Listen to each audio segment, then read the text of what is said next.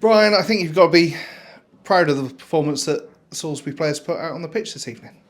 Yeah, look, proud of the performance. I thought the the attitude of the players, it was a very young side we put out tonight.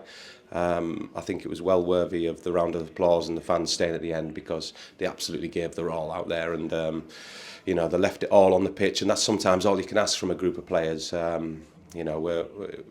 We're a team that's young and developing and loads to learn, but first box was ticked in terms of 110% effort, and they absolutely gave that for the 90 minutes. I thought the performance was good, especially first half. I thought we were really good, really bright, made it difficult for Torquay. Second half, we've conceded a lot of goals this season, a lot of late goals, and it's been one of those where you're trying to put your finger on it. I think tonight probably highlighted it. We ran out of gas, we looked tired, and we couldn't keep the intensity for the whole 90 minutes that we should, especially the first 45.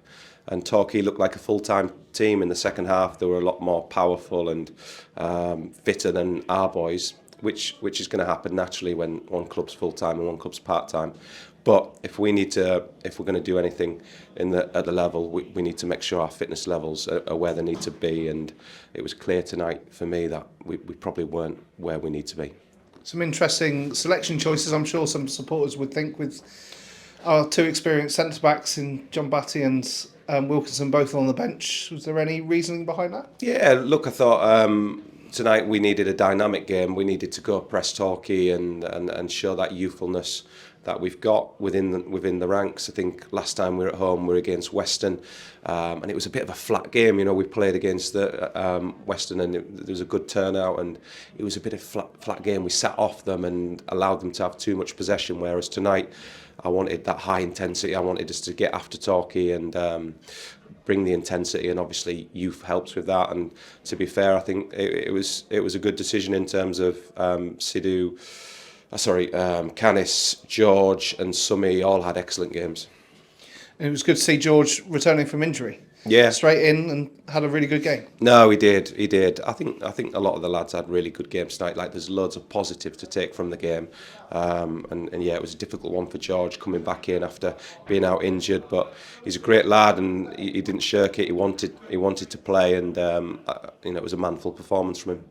Few flashes in the first half, especially came close through Noah and his acrobatics, and a couple of other crosses that, if they found a man, would have caused danger. We've got to be pleased with the chances we created, but couldn't quite just get there against a really good side. Yeah, and I think it comes down to sharpness again, Andy. Fitness and sharpness. I think a really sharp Noah Coppin takes them chances that he had tonight, but he was a little bit ploddy, couldn't move his feet, adjust his body to we've seen him all last season. When he's razor sharp, he sticks them away. But I don't know whether it's a case of us improving fitness levels, or lads, because we're part-time, have to do maybe a little bit more away from Tuesday and Thursday nights and sacrifice a bit more for themselves, for the team, I don't know. It's hard to put your finger on it because the training sessions, they've got real high intensity and we work hard in them, but obviously we need to work harder. Quick turnaround again now, off to Enfield this Saturday. On paper, looks like a very different fixture, as playing a full-time team as in Torquay, another side new to the league, a different sort of challenge. Yeah, no, look, we've played a giant tonight, haven't we, Torquay? And fair play to Torquay for getting the win. They dug in there and got the win. But the streets ahead of us in terms of the infrastructure and where the budget's at. They're signing players like Jordan Young and other real stellar players for the level. So Enfield is definitely a fixture that's a fixture that we need to go and try and put points on the board against, and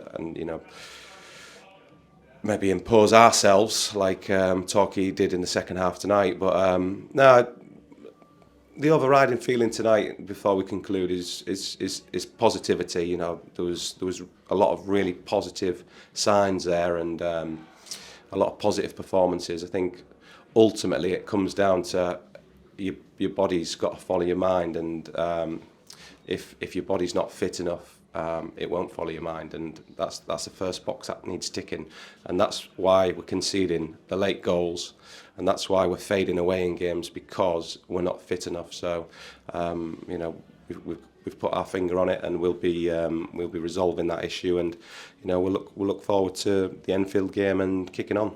And I'm sure the 1100 odds inside the ground tonight will go away thinking they've seen a good game of football. Yeah, no, just short of 1200, wasn't it? Magnificent support as well. So must mention that they were fantastic. The fans, you know, even when we went 1-0 down, right until the last minute, and the applause they gave the players as they came off the pitch. That's really classy. It's difficult to do that after a loss, but they did, and they could appreciate like the work rate and the effort the lads put in. And no, we'll sort it out and make sure that we're getting points on the board. Cheers, Brian. Cheers.